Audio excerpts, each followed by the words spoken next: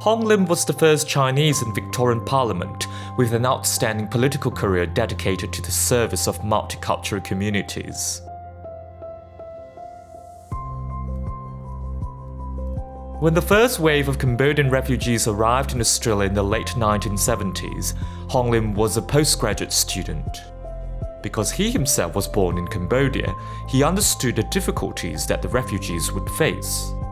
Hong called on everyone he knew in Melbourne who could share their time and skills to help the refugees get acquainted with Australian life. The response was uplifting.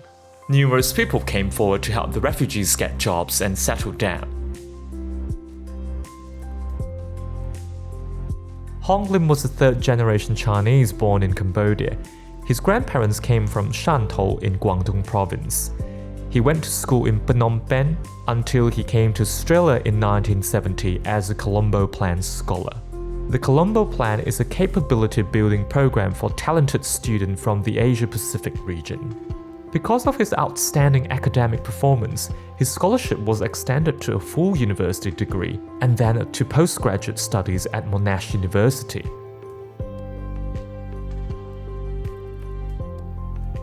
Hong was doing his postgraduate studies when the Khmer Rouge won the civil war in Cambodia, and they began a reign of terror. Nearly 2 million people regarded by the regime as enemies were killed, worked to death or starved, said Hong. Many of them were Hong's relatives and friends. Cambodians living overseas were not spared by the long arm of the Khmer Rouge. Hong says the regime encouraged overseas students to return and help rebuild Cambodia. There were 15 of us students in Australia.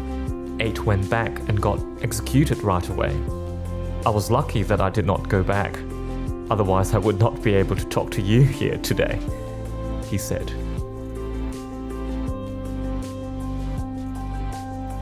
Since then, Hong has dedicated his career to supporting not only the Cambodian community, but also the wider Chinese Australian community.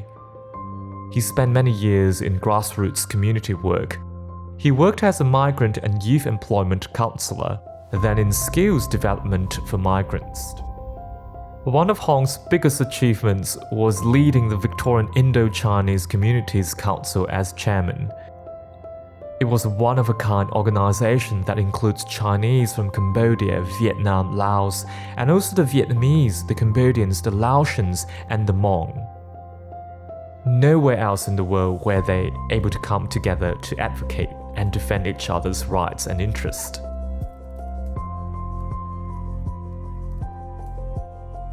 The Labour Party recognized Hong's skills in engaging communities and invited him to join the party in 1984. The party put him up for Victorian Parliament, and in 1996 he won the seat of Clayton. He was in Parliament for 22 years. All through those years, he was the only Chinese in the chambers.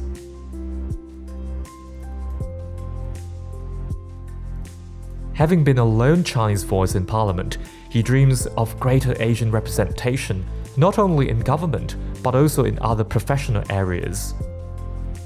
He has helped to bring down the borders between Chinese communities by engaging all the communities, whether they're from China, Hong Kong, Taiwan, Malaysia, Vietnam, or Cambodia. The result was the establishment in Victoria of the Chinese Community Council of Australia, which now draws national attention to issues that matter to all Chinese Australians. This peak body has organized 5 national conferences since 2010. Since his retirement from Parliament, Hong has focused his attention on young people. He mentors them to become successful professionals in their chosen fields. He stresses to his mentees that they would always encounter obstacles in their jobs, but that no obstacles are insurmountable. In Hong's case, one of the obstacles he faced was having a heavy Chinese Cambodian accent. It made it especially hard to command attention when I was a new public servant, he said. But he tells his mentees that people would eventually accept them for what they are when they observe their skills and passion for their jobs.